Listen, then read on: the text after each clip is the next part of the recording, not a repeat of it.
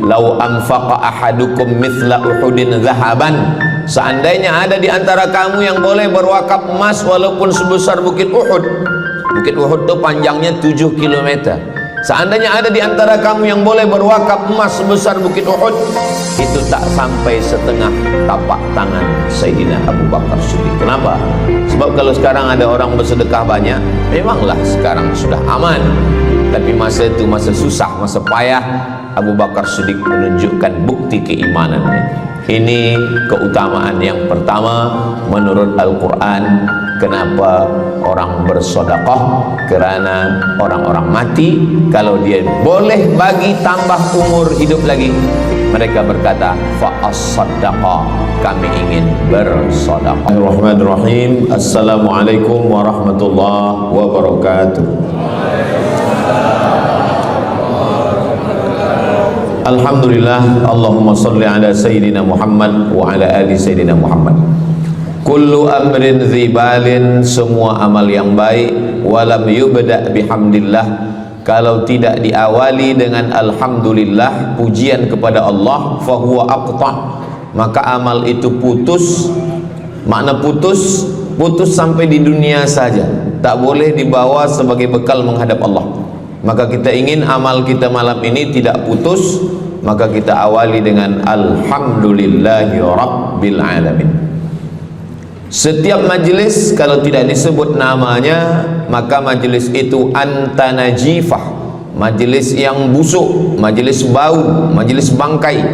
Maka kita sebut namanya Allahumma salli ala Sayyidina Muhammad wa ala ali Sayyidina Muhammad. Laisa minna, bukan golongan kami, kata Nabi SAW. Man lam yarham saghirana, sesiapa yang tidak sayang kepada budak anak kecil, walam ya'rif syarafa kabirina, tidak hormat kepada orang tua, maka dia tidak diperakui sebagai umat Nabi Muhammad SAW. Semua anak-anak muda-muda, belia-belia yang saya sayangi, para alim ulama, tuan-tuan guru, datuk-datuk, datin-datin, semua yang berhadir ini insyaallah dimuliakan Allah Subhanahu wa taala. Amin ya rabbal alamin. Tajuk kita malam ini 8 keutamaan orang yang bersedekah menurut Al-Quran dan sunnah Nabi Muhammad sallallahu alaihi wasallam. Keutamaan yang pertama, kalau orang mati itu ditanya, apakah kamu mahu hidup lagi? Maka orang mati itu menjawab, tapi belum ada orang yang mati hidup lagi. Macam mana kita boleh tahu dia menjawab? Sebab diceritakan Allah dalam Al-Quran. Apa kata mereka? A'udzubillahi minasyaitonirrajim. Laula akhartani ila ajalin qarib, kalaulah kami yang sudah mati ini diberi masa lagi, ajal masa, qarib pendek, sikit, kejap. Kalaulah kami boleh dibagi masa hidup lagi walaupun sikit, walaupun kejap, apa yang ingin mereka lakukan? Fa-as-sadaqah, kami ingin bersedekah. Mereka tak ada kata kalaulah kami boleh hidup lagi kami ingin jihad, tak ada. Kalau boleh hidup lagi kami ingin pergi haji, tak ada. Mereka katakan fa-as-sadaqah, kami ingin bersedekah. Kenapa sedekah? Kenapa bukan perang? Maka ulama membagi jawaban. Karena kalau haji itu balasannya nanti di surga. Wal hajjul mabrur laisa lahu jazaa'un illal jannah. Haji mabrur balasannya surga nanti selepas hari kiamat.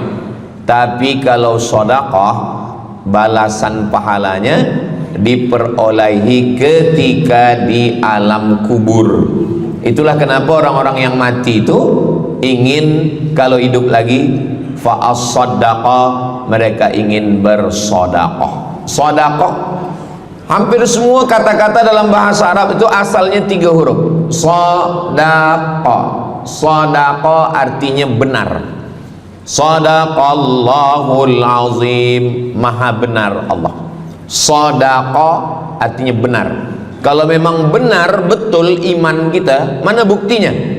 buktinya adalah dengan bersedekah. Itulah kenapa sedekah itu disebut dengan sedekah, tanda iman itu benar. Karena untuk menggerakkan lidah bercakap sangat mudah. Apa kata pepatah orang Melayu, lidah tak bertulang, mudah saja menggerakkan. Asyhadu an la ilaha illallah wa asyhadu anna Muhammadar Rasulullah. Kalau memang benar betul cakap, mana buktinya? Buktinya adalah sedekah. Lelaki mengatakan saya cinta kepada kamu, senang saja nak mengatakan cinta, tapi apa bukti, proof, mana memang betul cinta? Maka dia mesti bagikan sedekah. Kalau yang tadi itu sedekah, kalau ini namanya sadaq. Sadaq artinya mahar. Mahar pernikahan lelaki dengan perempuan, aku nikahkan engkau dengan anak saya dengan memberikan cincin emas dan gelang rantai tunai. Itulah dia sadaq, tanda bukti cinta dia kepada seorang perempuan. Sadaqah, benar. As-sidqu, sidik, benar. As-siddiq, orang yang benar. Maka disebut dia dengan Abu Bakar Siddiq, kerana dia benar memberikan emas sebesar batu waktu dibawa pergi hijrah bersama Nabi Muhammad SAW. Maka dia disebut dengan Siddiq kerana dia benar imannya dengan memberikan sedekah. Tapi ada makna siddiq yang lain. Ketika yang lain mendustakan Nabi, tak percaya kepada Isra Mi'raj, dialah orang yang percaya, maka disebut dia dengan Siddiq. Siddiq dari kata sadaq, benar. Karena iman dia yang benar. Mana bukti, proof bahwa iman dia benar? Dia bersedekah, membagikan emasnya sebesar batu. Nama dia Abu Bakar Siddiq. Nama ayah dia Abu Quhafah. Ayah dia tak Islam. Apa kata ayah dia? Habislah emas Abu Bakar itu dibawa Muhammad sallallahu alaihi wasallam. Anak Abu Bakar itu namanya Asma. Asma, mana emas ayah kamu? Dah habis dibawa Muhammad. Dia benci betul dengan Nabi Muhammad. Datang Asma, dia ambil batu, dia masukkan ke dalam kain. Kata Asma, emas ayah tu masih ada dalam kain, Datuk. Lalu Abu Quhafah memegang. Abu Quhafah ni buta, dia tak nampak. Oh ya, masih ada lagi. Rupanya emas itu sudah dibawa hijrah bersama Rasulullah sallallahu alaihi wasallam. Makanya kata Nabi, "Lau anfaqa ahadukum mithla Uhudin zahaban."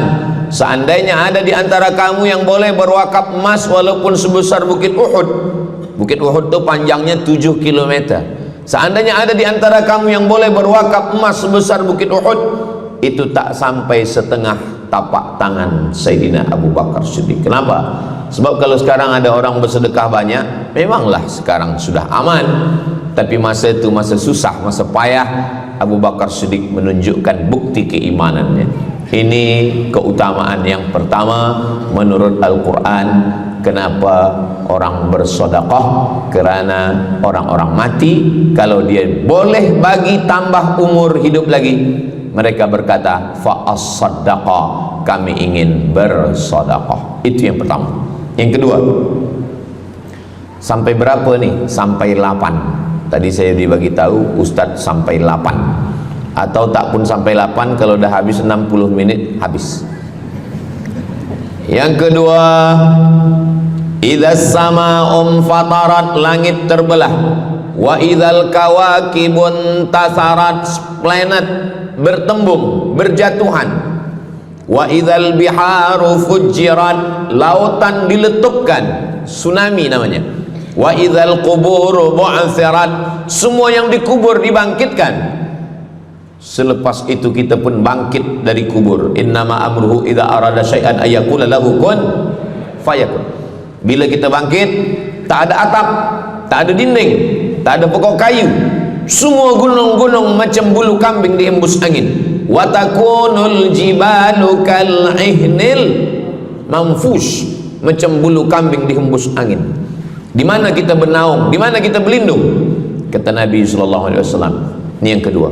Kullu mri'in tahta zilli sadaqatihi, orang akan bernaung di bawah sedekah. Bukan bernaung di bawah haji, bukan bernaung di bawah sembahyang, bukan bernaung di bawah puasa, tapi tempat bernaung atap adalah sedekah. Tapi jangan sebab kita kaji sedekah malam ni, esok subuh tak sembahyang. Awak tak sembahyang, kita bernaung di bawah sedekah. Betul, memang bernaung di bawah sedekah, tapi tiang aja sembahyang. As-salatu imaduddin, sembahyang solat itu adalah tiang daripada agama. Maka tempat kita berlindung, tempat kita bernaung nanti adalah sedekah. Ada yang tenggelam kerana peluh saking panasnya, ada yang tenggelam kerana peluh sampai ke lutut, ada sampai ke pinggang, ada sampai ke leher, ada yang tenggelam habis. Tapi ada orang yang merasa sejuk, selesa. Kenapa? Kullu mri'in tahta zilli sadaqatihi. Orang akan bernaung di bawah sedekah. Orang-orang yang membina masjid, macam mana mahalnya masjid, jutaan ringgit. Maka ketika dia mati menghadap Allah Subhanahu wa taala, semua kepanasan, semua terik, matahari sejengkal dari ubun-ubun kepala. Tapi ada orang yang tahta zilli sadaqatihi, dia akan bernaung di bawah sedekah. Mudah-mudahan panjang umur, Allah bagi kita rezeki supaya kita boleh bernaung di bawah sedekah kita nanti insyaallah. Kita masa siang 12 jam, malam 12 jam.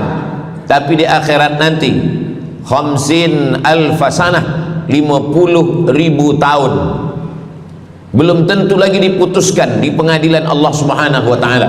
Datang orang menghadap Nabi Adam, wahai Adam, kami sudah kepanasan, kami tak tahan di padang mahsyar ini. Kata Nabi Adam, saya malu menghadap Allah.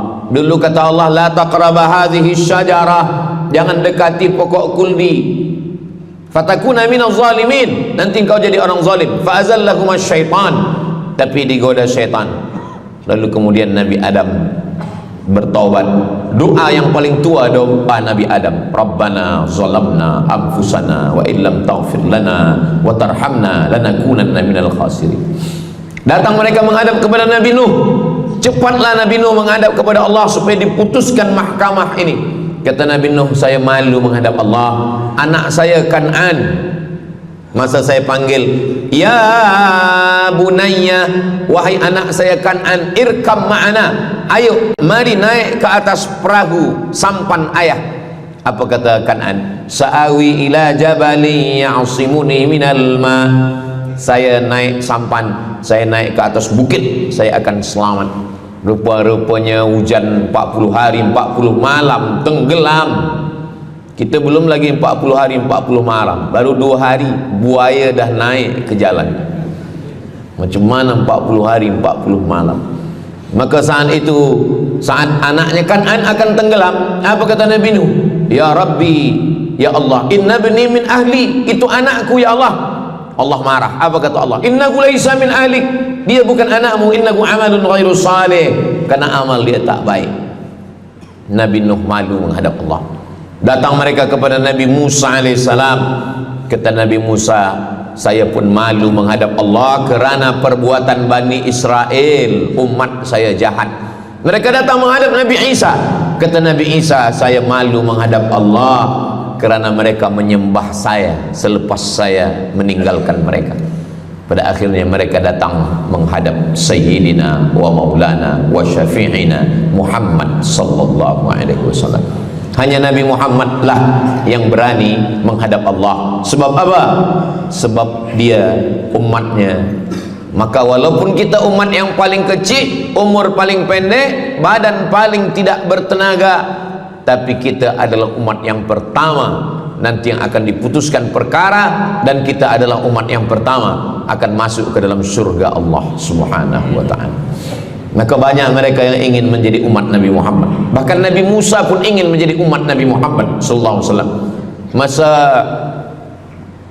Umar bin Khattab datang membawa lembaran-lembaran Taurat, Nabi berkata, apa itu wahai Musa? Taurat. Nabi Muhammad SAW memanggil, mari Taurat. Lalu Nabi Muhammad mengkoyak. Apa kata Nabi? Lau kana Musa hayyan ma wasa'ahu illa iyattabi'ani. Kalaulah Musa masih hidup, dia pasti akan ikut saya. Dan itu betul pada peristiwa Isra dan Mi'raj. Nabi jadi imam, Nabi Musa jadi makmum, Nabi Isa jadi makmum, Nabi Ibrahim jadi makmum, semua nabi-nabi jadi makmum. imamnya adalah Sayyidina wa Maulana Muhammad sallallahu alaihi wasallam. Jadi keutamaan yang kedua, kita bernaung di bawah sedekah. Yang ketiga, sadaqatus sirri tutfi'u ghadabar rabbi kama yatfa'ul ma'an nar. Sedekah memadamkan api neraka seperti air yang memadamkan api. Kita kalau nampak api, mudah-mudahan kita selamat daripada terbakar, amin. Lalu kemudian datang api, kita padamkan dengan air. Lalu kemudian macam mana memadamkan api neraka? Air sebanyak apa yang boleh memadamkan? Maka kata Nabi SAW, keutamaan yang ketiga adalah sadaqatus sirri tutfi'u ghadabar rabbi, sedekah memadamkan api neraka. Jadi kalau kita dulu banyak silap, banyak salah, banyak dosa, kullu bani Adam, semua manusia ini khata'un, semua pernah salah, pernah mabuk, pernah berzina, pernah minum khamar, pernah berjudi. Kalaupun dia tidak buat dosa yang zahir, pernah hasad, pernah dengki, busuk hati. Maka ketika itu macam mana memadamkan murka Allah dengan istighfar, memadamkan dengan sembahyang solat sunat taubat? Ada satu cara lagi. Dengan cara apa? Memadamkannya dengan sedekah. Tutfi'u ghadabar rabbi, memadamkan murka marah Allah Subhanahu wa taala, padam dengan sedekah. Tapi tentu saja sedekah yang ikhlas kerana Allah Subhanahu wa taala. Datang seorang yang sudah banyak dosa menghadap Nabi, menghadap pendeta Yahudi. Wahai pendeta Yahudi, saya ini banyak salah, banyak dosa. Saya sudah membunuh 99 orang. Apakah mungkin Tuhan mengampunkan dosa saya? Kata pendeta Yahudi, Tuhan tidak mengampuni dosa kamu kerana kamu sudah membunuh. Dia cabut pisau dia. Kalau begitu, kamulah yang ke-100. Dia dah bunuh 99. Itu maka saya takut juga kalau datang orang, Ustaz Somad, apakah Allah mengampuni dosa saya? Apa dosa kamu? Membunuh orang. Ayo Allah ampunkan dosa. Faqtulu anfusakum, bunuhlah diri kamu. Surat Al-Baqarah. Bunuhlah diri kamu. Fataba alaikum, Allah menerima taubat kamu dengan membunuh diri. Sebab Bani Israel minta ampun kepada Allah bukan dengan istighfar, minta ampun kepada Allah bukan dengan sembahyang taubat. Bani Israel kalau dia minta ampun kepada Allah dulu zaman Nabi Musa, dia ambil pedang, dia ambil parang panjang, dia cari orang yang sama-sama berdosa. Saya ada dosa, saya cari tuan-tuan yang ada dosa. Tuan ada dosa? Ada. Kita nak bertaubat? Ya, ayo kita. Nanti kita sama-sama cincang. Nanti tuan cincang saya cincang tuan. Kita sama-sama mati, baru Allah ampunkan dosa. Faqtulu anfusakum, bunuhlah diri kamu. Fataba alaikum, Allah menerima taubat kamu. Tapi syariat Nabi Muhammad sallallahu alaihi wasallam, ma min muslimin yuznibu dzamban, kalau ada yang silap khilaf salah, summa yatatahhar, mandi taubat. Apalagi kita di Bandar Seri Begawan, bila tadi pesawat terbang nak landing turun, nampak cantik laut keliling. Jadi siapa nak mandi taubat, pergi ke laut. Kalau sampai ke tengah laut, bukan cuma dosa hilang, orangnya hilang sekali. Aku mandi taubat, saya mandi taubat. Selepas mandi taubat, tak boleh mandi taubat, uduk. Tak boleh uduk, tayamum. Selepas itu sembahyang sunat taubat, usolli sunnatat taubat raka'ataini lillahi ta'ala. Dosanya perlu sebut, jangan sebut. Ada seorang lelaki, maaf, nafsu dia tinggi. Lalu di jalan dia nampak perempuan. Selepas itu maaf, dia cium. Selepas itu dia datang ke Nabi, dia mengadu, ya Rasulullah, tadi saya melakukan begini-begini. Tegak Umar bin Khattab, Allah sudah tutupi, kenapa kamu bukakan di hadapan orang ramai? Allah mengampuni manusia kecuali al-mujahirun. Al-mujahirun menampakkan dosanya dan bangga dengan dosanya. Ini orang akhir zaman ini sekarang banyak mujahirun. Dia mabuk, dia live streaming. Hai guys, dah mabuk ke malam ni? Ini al-mujahirun. Maka ulil amri mesti ambil hukum. Tapi orang yang pernah berdosa, pernah silap, pernah salah, jangan cerita lagi, tutup. Suami-suami kalau bertobat kepada Allah, mengadu kepada Allah, cukup. Jangan cerita ke istri. Allah menerima, istri tak terima. Jadi taubat cukup kepada Allah Subhanahu wa taala, mengadu. Dah bangkit tahajud malam minta kepada Allah. Jangan suara kuat-kuat. Cukup. Sebab tidak semua kejujuran boleh diterima orang lain. Tak semua perempuan boleh menerima kejujuran. Sakit hati dia. Allah Subhanahu wa taala Maha Pengampun. Selepas itu kemudian wa asbi'is sayyi'atal hasanata, dosa-dosa silap khilaf masa lalu bagaimana menutupinya? Hasanata, perbuatan baik. Sembahyang baik, solat baik, tapi ada yang paling baik. Apa dia? Shadaqatus sirri, memperbanyak sedekah, sedekah, sedekah. Memadamkan murka Allah seperti api memadamkan, dipadamkan oleh air. Marah itu adalah kobaran dari api neraka. Bila kita sedang marah, itu adalah api neraka lahab. Lahab itu artinya berkobar. Lahab pakai ba, lahab. Sebab saya pernah juga lalu di satu jalan, ada rumah makan, restoran Abu Lahab, pakai P, lahab, mungkin lahab, makan lahab. Allah Subhanahu wa taala memadamkan murkanya. Inna rahmati sabaqat ghadabi, rahmatku lebih cepat daripada murkaku. Memang Allah marah, tapi ketika dia berbagi kepada orang lain, dia tutupi dosanya di masa yang lalu. Syarat taubat 3. Yang pertama, an-nadamu fil qalbi, menyesal dalam hati. Yang kedua, al-iqraru bil lisani, nyatakan dengan lisan, astaghfirullahalazim. Yang ketiga, al-itmaru alla ya'uda ilaihi abadan, tekad saya tidak akan buat lagi sampai mati. Namanya taubat nasuha. Nasuha, 3 huruf. Nasoha artinya menyaring madu.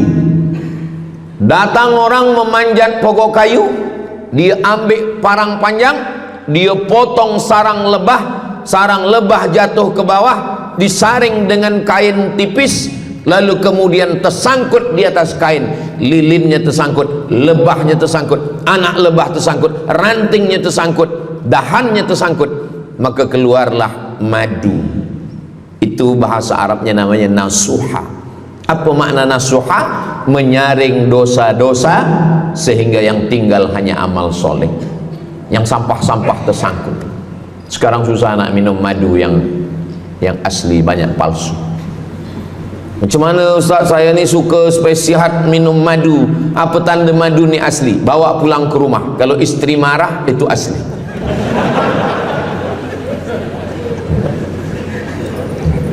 Yang keempat, ini jangan diingat, lupakan. Yang keempat, apa itu keutamaan sedekah?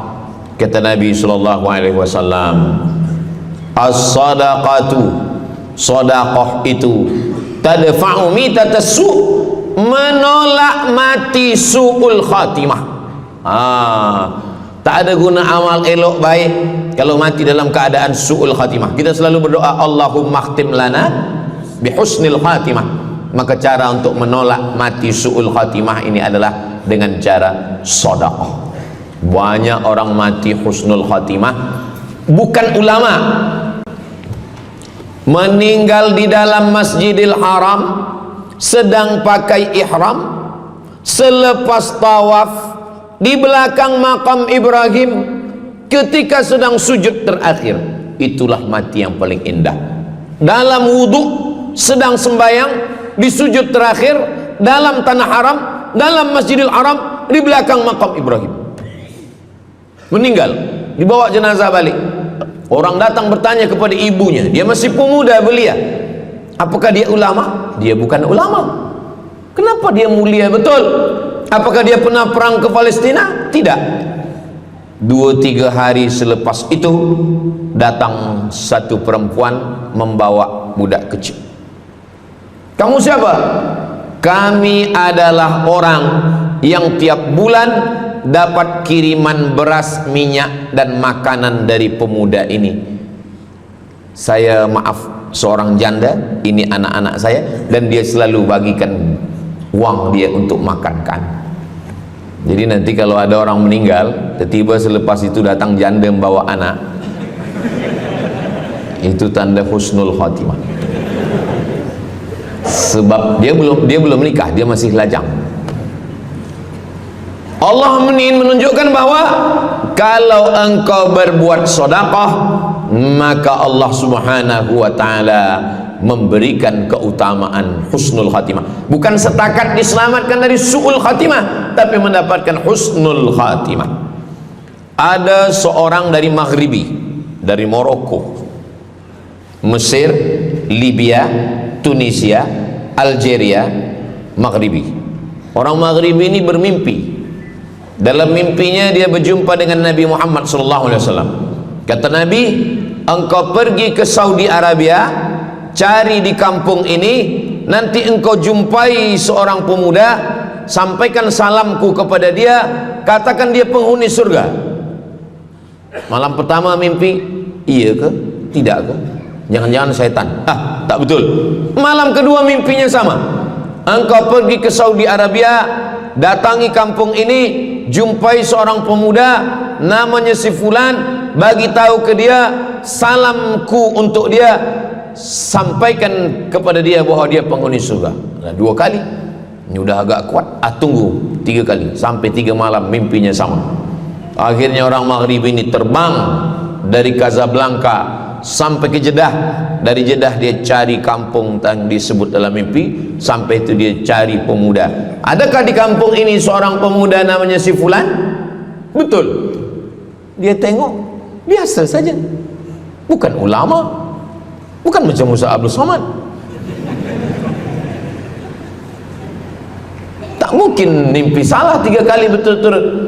Lalu disampaikan kepada dia, fulan, saya 3 malam bermimpi Rasul SAW menyampaikan salam kepada engkau, Assalamualaikum.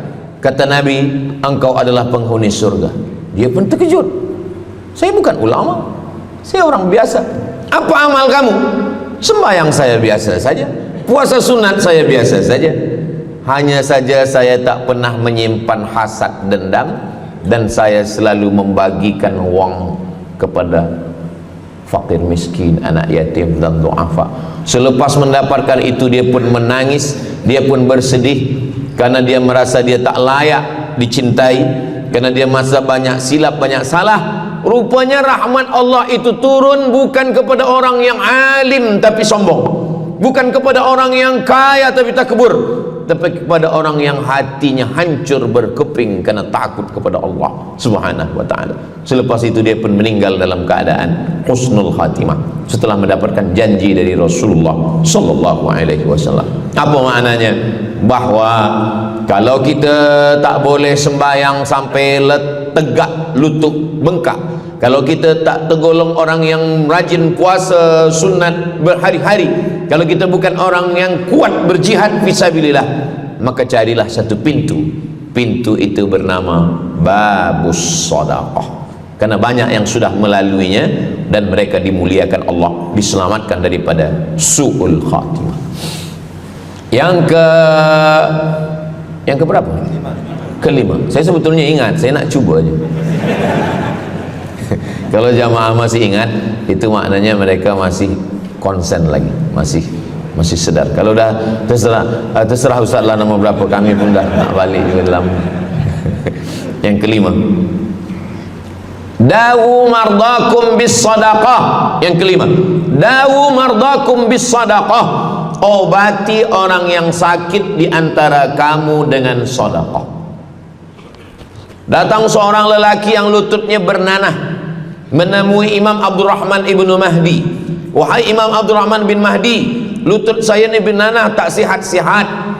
Kata Imam Abdurrahman bin Mahdi, saya ingat satu hadis Rasulullah, dawu mardakum bis sadaqah. Cuba engkau cari kampung yang di kampung itu tak ada air, kamu buat perigi. Perigi di kampung saya namanya perigi.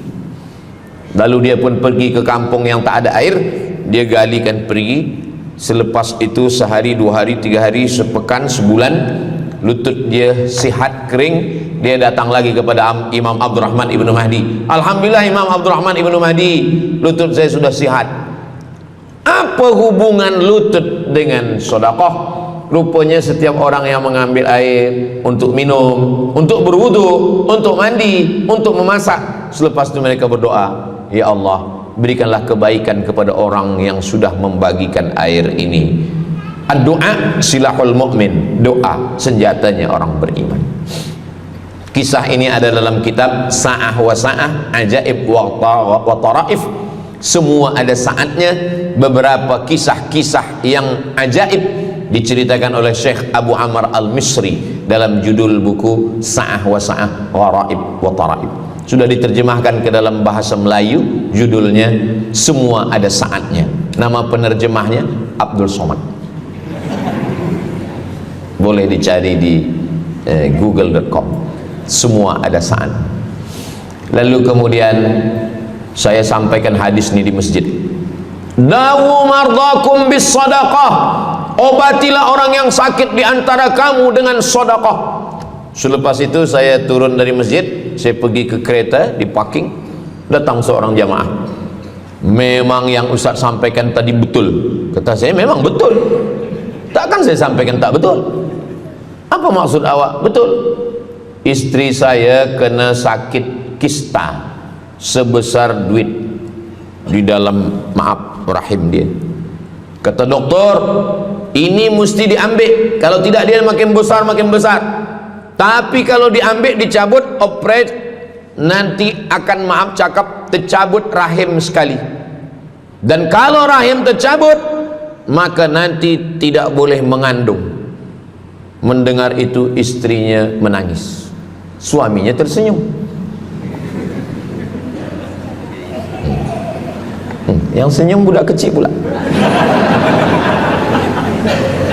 Lalu kemudian rupanya istri dia tahu tentang hadis Nabi, dawu mardakum bis sadaqah, obatilah orang yang sakit dengan bersedekah. Maka dia pun bersedekah, bersedekah, bersedekah, bersedekah. Selepas itu mereka pergi lagi medical check up ke hospital.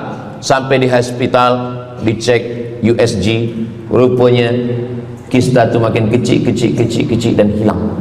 Doktor tu pula bertanya balik, awak makan apa? Saya makan nasi, kata dia. Minum apa? Minum teh tarik. Saya amalkan hadis Nabi Muhammad SAW, dawu mardakum bis sadaqah. Kata doktor, awak tak perlu operate dan ini tidak perlu dibelah, dan rahim awak masih boleh mengandung. Istrinya tersenyum, lakinya pula menangis. Begitulah Allah Subhanahu wa taala. Syekh Abu Amr Al-Misri bercerita tentang seorang perempuan di Saudi Arabia. Dia pergi ke Amerika. Kata doktor di Amerika, kamu sudah balik ke rumah, makan kenyang, tidur lelap. Nanti kalau puan-tuan pergi hospital, lalu dokter bercakap, balik ke rumah, makan kenyang, tidur lelap, itu maknanya malaikat maut dah dekat, tak ada obat. Maka dia pun balik ke Saudi Arabia, dia ambil harta dia, dia sedekah, dia sedekah, dia sedekah, dia sisa dia bagikan baki sikit untuk ahli waris. Selepas itu last kali dia pergi lagi ke Amerika, last medical check up. Apa kata doktor di Amerika? Kami sudah cek, kamu sihat wal afiat. Banyak sekali orang-orang yang diberikan Allah Subhanahu wa taala keutamaan dengan sedekah, mukjizat bahwa Nabi SAW sudah meninggal dunia, tapi mukjizatnya masih ada sampai akhir zaman ini. Di antaranya adalah dawu mardakum bis sadaqah, obatilah orang yang sakit di antara kamu dengan bersedekah. Yang ketujuh, yatsba'ul mayyita salasun, yang mengiringi mayat orang mati ke liang lahat ada 3. Yang pertama, mal, bahasa Arabnya mal. Orang kita menyebut mall. Harta yang mengiringi manusia ke liang lahat, yang pertama maluhu, harta. Yang kedua ahluhu, istri, anak, menantu, kawan, jiran, sahabat. Yarji'usnani, yang dua ni balik ke rumah, anak balik, istri balik, kereta balik, semua balik. Wa yabqa wahidun, yang kekal hanya satu. Apa dia? Yang kekal hanya satu, itulah dia sedaqatuhu. Sedekah lah yang kekal. Itulah kenapa orang-orang meninggal dunia. Kita di atas dunia ini, kata Nabi, baina sittin wa sab'in. Kita hidup di atas dunia ini antara sittin 60, sab'in 70. 60 70, 60 70. Kalau umur 30, ada berjumpa jamaah umur 30 yang dia soal, dah berbini ke? Dah bini? Belum. Oh. Awak dah nikah? Belum. Apa belum nikah lagi? Kejap lagi Ramadan. Takkan jaga subuh? Macam mana nak sembahyang? Macam mana nak sahur? 30. Bila 40, soalan sudah berubah. Saya ni diabetes, saya ni kolesterol, saya ni. Bila masuk 50, dah mula tanya, saya ni rabun, tak nampak lagi. Bini pun kadang tak nampak. Bini orang nampak. Bila 60, mendengar tazkirah Ustaz Somad, mendengar tazkirah Ustaz Somad, kunci satu, jangan tersinggung. Ada beberapa jamaah tersinggung, balik meninggal. Bukan kena tersinggung, memang ajal dah sampai. Jadi Ustaz umur berapa? Saya lahir 18 hari bulan Mei 1977. Umur rasa 27. Umur ini bukan masalah angka, tapi masalah rasa. Semua yang hadir uban, semua yang hadir banyak uban, semua yang hadir malam ini muda. Mana muda lagi Ustaz, kami dah tua. Ini bukan orang tua, ini orang tua yang terjebak di tubuh pemuda. Ini semua pemuda-pemuda. Siapapun yang sembahyang ke masjid, siapapun yang berjamaah, maka dia muda. Siapapun yang tidur di rumah tak sembahyang, dia sudah tua. Lautan kan kuseberangi, gunung kan kudaki, masjid kulalui. Ini orang tua semua. Jadi tua dan muda itu bukan masalah usia, bukan masalah umur, tapi masalah perasaan kita. Saya kalau ditanya orang, umur Ustaz berapa? Qamariyah apa Syamsiah? Muharram Safar apa Januari Februari? Jadi masalah umur ini, insya Allah kita semua dibagi Allah kesihatan. Amin ya rabbal alamin. Yang sakit-sakit diangkat Allah penyakitnya. Amin. Jadi kata Nabi SAW, semuanya tinggal. Wa yabqa wahidun, yang tinggal hanya satu. Wa amaluhu, di antara amal adalah sedekah. Itu yang ketujuh. Nabi meninggal umur 63 tahun. Abu Bakar Siddiq 63 tahun. Imam Syafi'i lahir 150, meninggal 204. Imam Syafi'i lahir di Gaza, Palestina. Semoga Allah menolong saudara kita di Palestina. Imam Syafi'i lahir di Palestina, di Gaza 150 Hijrah. Meninggal di Fustat, Kahirah, Mesir 204. Imam Syafi'i umurnya hanya 54 tahun. 50, muda. Tapi Imam Syafi'i berada di alam barzah 204, sekarang sudah 1447, 1447 tahun. Apa maknanya? Berarti Imam Syafi'i di alam kubur sudah 1200 tahun. Soalan, lebih lama di atas tanah atau di dalam tanah? Lebih lama di alam barzah. Di alam rahim 9 bulan 10 hari. Di alam dunia 63 tahun kalau sampai. di alam kubur menunggu hari kiamat. Imam Syafi'i sudah 1200 tahun, tapi setiap detik, setiap menit, setiap jam, dari maghribi sampai ke Nusantara, semua orang menyebut nama Syafi'i, Syafi'i, Syafi'i, Syafi'i. Setiap kampung ada nama orang Syafi'i, setiap kawasan ada nama orang Syafi'i. Begitulah mulianya Imam Syafi'i. Kita, seandainya kita mati, berapa lama lagi kita di alam barzakh? Dulu ada yang mengatakan kiamat 2012, rupanya tak jadi. Kan ada filmnya, kiamat 2012, Steven Spielberg. Tak jadi. Yas'alunaka 'anis sa'ati ayyana mursaha. Mereka bertanya kepadamu tentang hari kiamat. Qul, katakan, la ya'lamuha illa hu. Yang tahu hanya Allah Subhanahu wa ta'ala. Pikirkan, kalau kita mati, apa yang akan mengalir?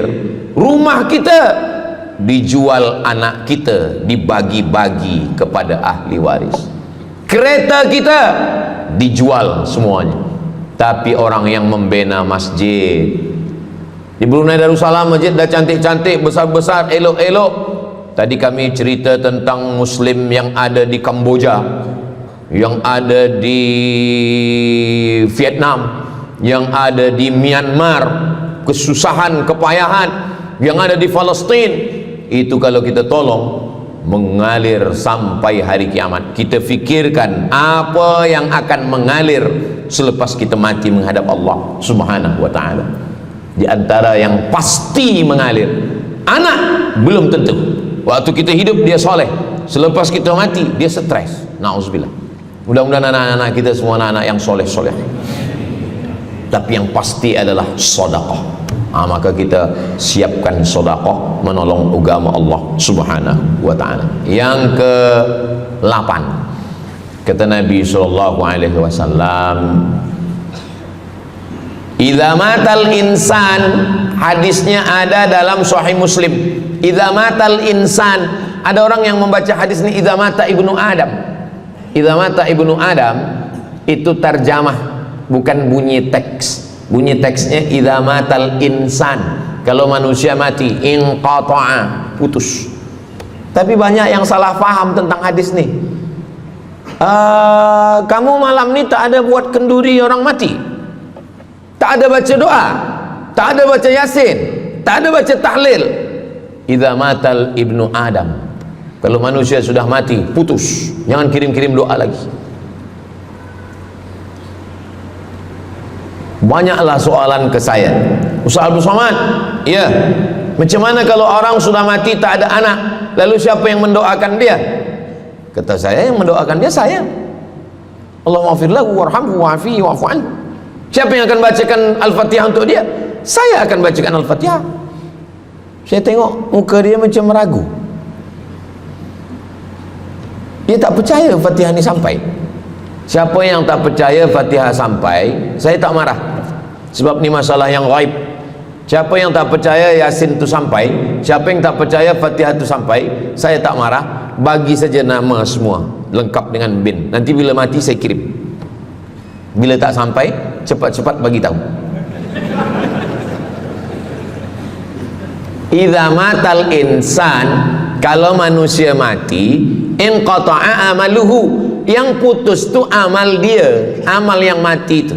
Misal ini ada orang mati, namanya Abdul Somad.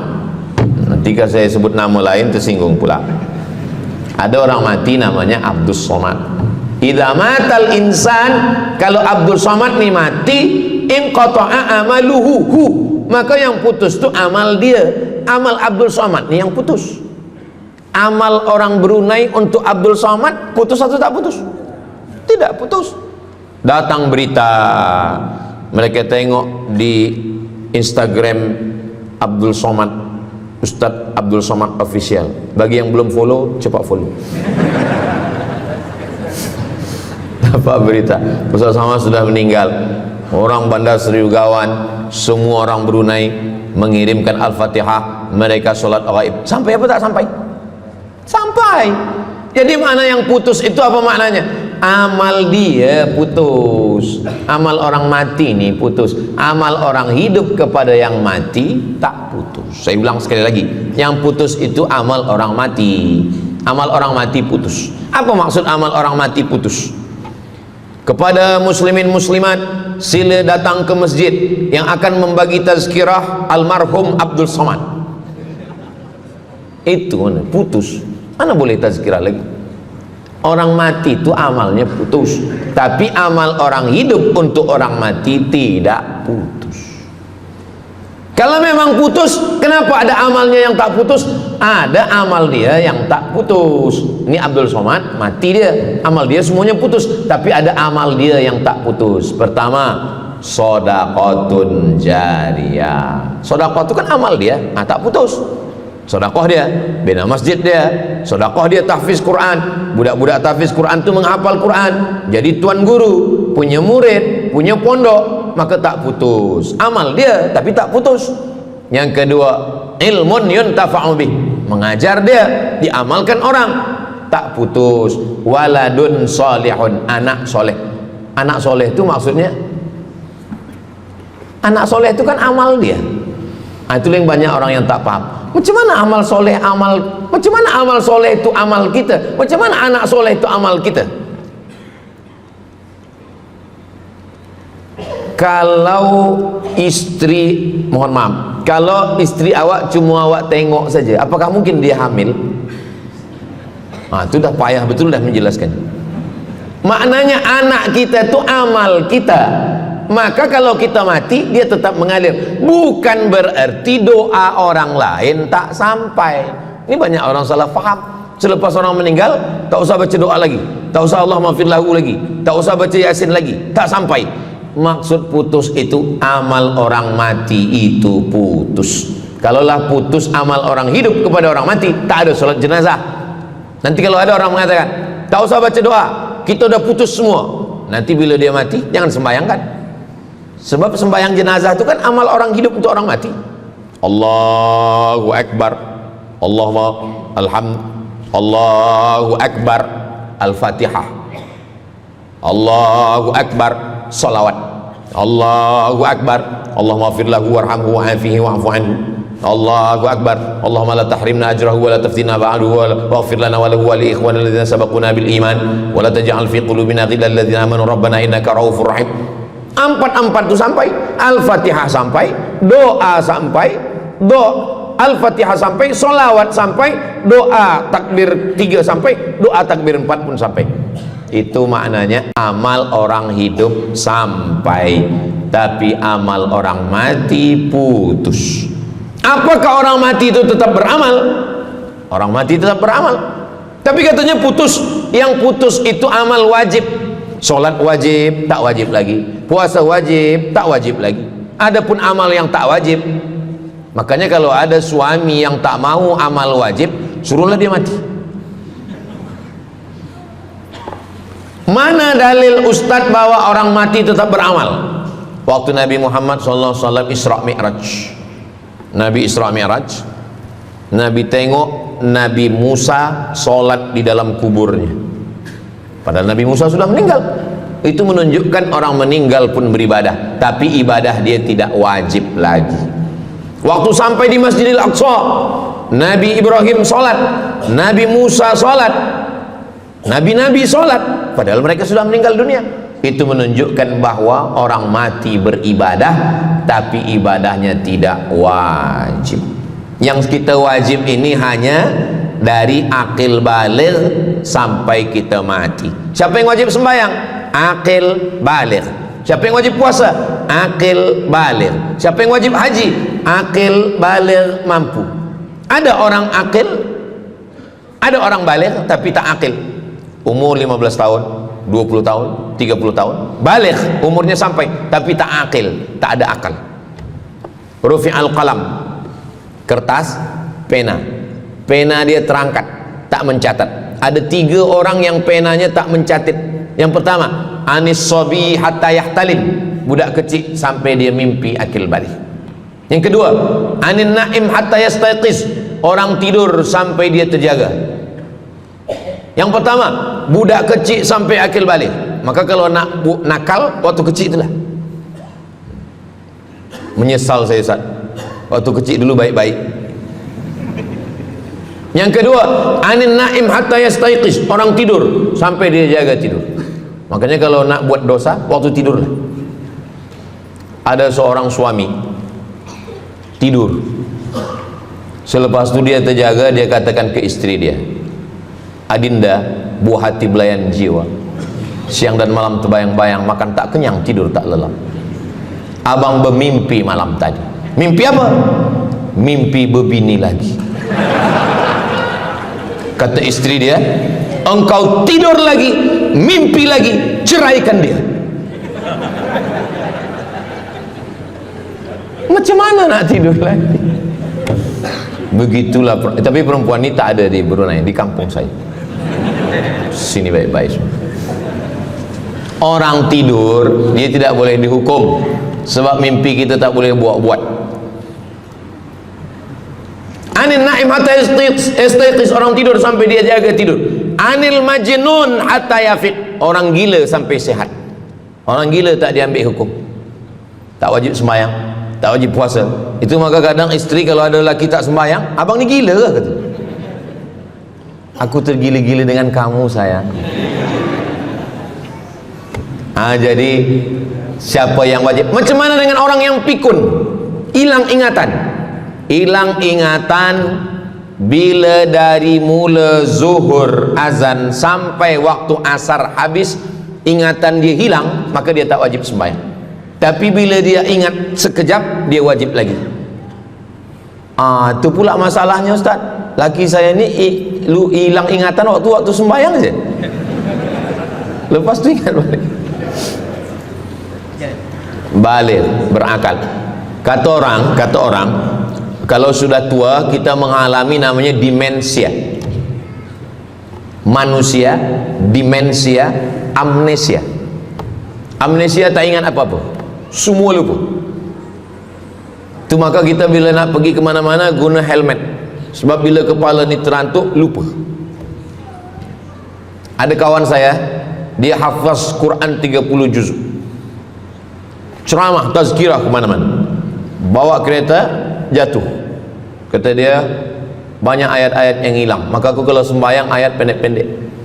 Kata saya, bang, di kampung saya dulu kalau ada radio yang dah tua yang rosak, itu biasa kita pukul mau elok balik.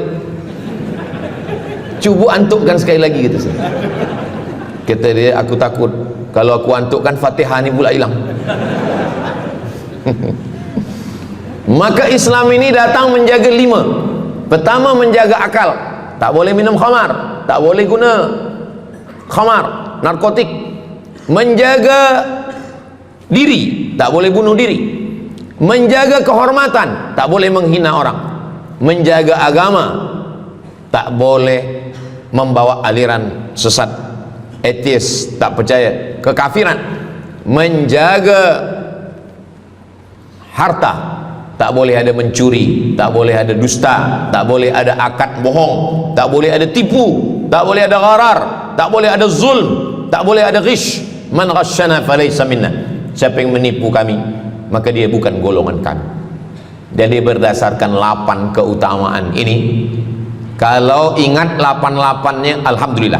Tak ingat 8, ingat 7, ingat 6, ingat 5, ingat 4, ingat 3, ingat 2, ingat 1. Satu pun tak ingat, innalillah. Tapi insyaAllah kita boleh ingat semua. Sebab apa? Sebab tazkirah malam ini direkodkan, nanti boleh ditonton ulang di channel Ustaz Abdul Somad Official. Jangan lupa subscribe, like, share and comment. Jamaah yang dimuliakan Allah Subhanahu Wa Taala, tadi saya mula pukul 8.15, sekarang sudah pukul 8.10. Jadi saya di mana-mana tazkirah memanglah 60 menit, 600 ml, tapi rupanya botolnya kecil. Jadi sebenarnya setengah jam pun cukup. Jadi dari 8 tadi itu semua membagi kita semangat. Kalau ada orang yang mengatakan Islam ini agama yang menyuruh kita tak usahlah berniaga, tak usahlah bertanam kelapa sawit, tak usahlah bertanam kelapa, tak usahlah buka ikan, tak usahlah bertani, Sesungguhnya Islam ini agama yang menyuruh kita berusaha. Masuk masjid, Allahumma aftah li abwaaba rahmatik. Keluar masjid, Allahumma inni as'aluka min fadlik. Kenapa keluar masjid minta rezeki? Sebab peniaga, pedagang, bisnismen dapat duit. Duitnya bukan untuk dunia, duitnya untuk akhirat. Jadi kalau ada orang mengatakan kereta tak dibawa mati, siapa kata kereta tak dibawa mati? Kereta boleh dibawa mati. Kereta yang macam mana? Kereta wakaf. Ada kereta 10, wakafkan untuk tahfiz Quran. Masa mak saya meninggal, berpesan dia, nanti kalau aku mati, tolong kuburkan aku di samping makam ayahku. Dari tempat saya, rumah saya ke kampung mak saya jauh 10 jam naik kereta. Hospital tak nak bagi kereta ambulan. Maka selepas itu saya azam dalam diri saya, nanti kalau ada duit, kita buatkan kereta wakaf ambulan. Siapapun saja yang sakit meninggal, free. Alhamdulillah kami ada yayasan tabung wakaf umat namanya, 2 kereta ambulan sekarang. Siapapun yang sakit, free. Naik kereta ni free, syaratnya 2, sakit mati. Alhamdulillah, sesiapa saja datang boleh. Jadi saya rasa sakit hati dalam hati saya itu, saya mesti azamkan, tekadkan ini. Begitu juga dengan tahfiz, guru-guru, cikgu-cikgu, pelajar-pelajar, buatkan kereta. Begitu juga dengan rumah. Apa kata orang? Untuk apa bina rumah elok-elok, rumah besar? Rumah tak dibawa mati. Rumah boleh dibawa mati. Rumah yang mana? Rumah tahfiz Quran. Assalamualaikum. Waalaikumsalam. Ustaz Abdul Somad, betul, saya ada rumah Ustaz, 9 bilik, 2 aras, parking lapang. Rumah siapa? Tak tahu. Ini rumah siapa Tuan? Tuan Haji. Rumah saya. Tuan Haji di mana sekarang? Saya di Surabaya, Ustaz Abdul Somad. Rupanya dia dulu kerja kilang minyak di Riau, Sumatera. Lepas pencen dia balik ke Jawa. Jadi rumah ni saya nak wakafkan. Wakafkan sekarang kami buat rumah tahfiz Quran. Lagi petang, siang, malam orang hafaz Quran. Ini rumah boleh. Jadi kalau ada orang mengatakan tak usahlah cari harta banyak-banyak, harta tak dibawa mati. Harta dibawa mati dengan syarat diwakafkan, diinfakkan, disedekahkan. Yang paling tinggi zakat wajib. Di bawah zakat wakaf.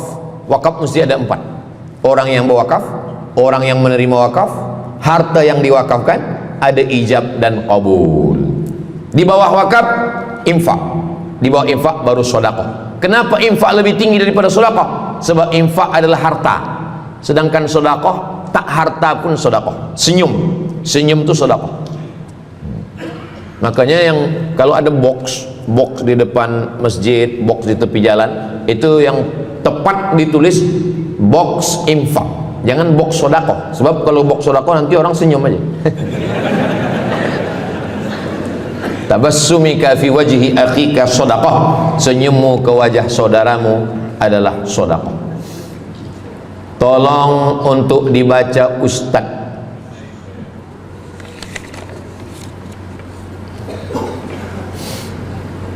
Seorang hamba yang ketika jahiliyah pernah mengambil hak orang dengan mengambil persen daripada uang infak. Setelah dia menyadari akan salahnya, dia bertaubat dan ingin mengembalikan hak tersebut. Masalahnya dia tidak mengetahui berapa dan ke siapa dibalikkan. Kalau kita termakan terpakai duit yang kita tak tahu entah punya siapa, cuba ingat-ingat. Memang kalau masalah ini kadang kita lupa memang. Cuba ingat tahun berapa. Sebab duit RM1 tahun 80 dengan 2025 tak sama nilainya, sebab ada inflasi ekonomi. Jadi cuba ingat, tengok dengan harga emas tahun 80 berapa 1 gram emas, tahun 2025 berapa, maka dihitungnya ke emas, bukan ke dolar tapi kepada emas. Nah, selepas kita dapat harga emas, lalu kita balikkan. Misalkan tahun 80 1 100 ringgit itu 1, 2, 3 gram. Nah, maka yang sekarang kita tidak balikkan 100 ringgit, tapi kita balikkan sekarang 2025 dengan 3 gram emas. Berapa harga 3 gram emas?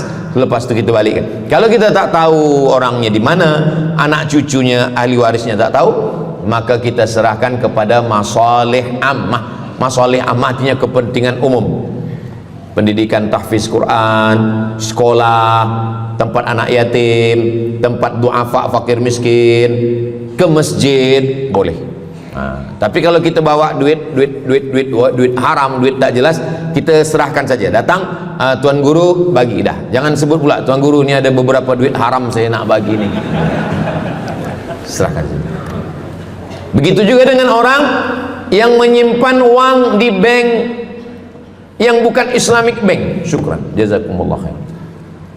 Lalu kemudian dia duduk di negeri yang tak Islam, lalu kemudian dia letakkan di bank yang tak Islamik, maka duit ini ada fawaid, ada bunganya, riba, haram. Kalau dia simpan di rumah, dia takut hilang.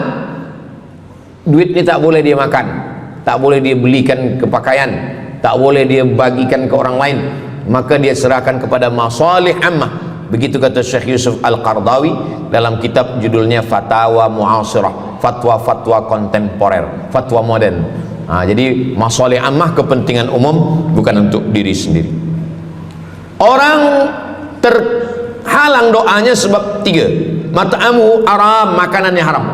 Masrabuhu haram, minumannya haram. Malbasuhu haram, pakaiannya haram. Wadhiya bil haram, dibagi makan haram. Nah, jadi kalau kita selamatkan, insyaallah Allah pun menyelamatkan kita semua. Mudah-mudahan Allah bagi kita, anak cucu kita rezeki supaya kita boleh mengamalkan pintu sedekah ini. Salah satu pintu surga ada namanya babus sedekah. Orang yang masuk surga melalui pintu karena banyak bersedekah. Mudah-mudahan kita dan anak cucu kita termasuk dalam golongan itu insyaallah. Ala hadhihi niyyah al-Fatihah. A'udzu billahi minasy syaithanir rajim. Bismillahirrahmanirrahim. Alhamdulillahi rabbil alamin. Arrahmanir rahim. Maliki yaumiddin. Iyyaka na'budu wa iyyaka nasta'in. Ihdinas shiratal mustaqim. Shiratal ladzina an'amta 'alaihim ghairil maghdubi 'alaihim waladdallin. Amin. Allahumma shalli 'ala sayyidina Muhammad wa 'ala ali sayyidina Muhammad. Allahumma anzilir rahmata was salamata wal barakata 'ala hadhil jamaah. Ya Allah, turunkanlah keselamatan, kerahmatan, keberkahan kepada seluruh jamaah yang hadir ini ya Allah. Allah marzuqna rizqan halalan thayyiban mubarakan fi. Berikanlah kami rezeki yang halal yang barakah supaya kami dapat berwakaf, berinfak dan bersedekah. Ya muyassir kulli asir, engkau yang memudahkan segala yang susah. Yassir lana umurana, mudahkan segala urusan kami, umurad dunya wal akhirah, urusan dunia dan urusan akhirat ya Allah. Allahumma wasi' arzaqana, lapangkan rezeki kami.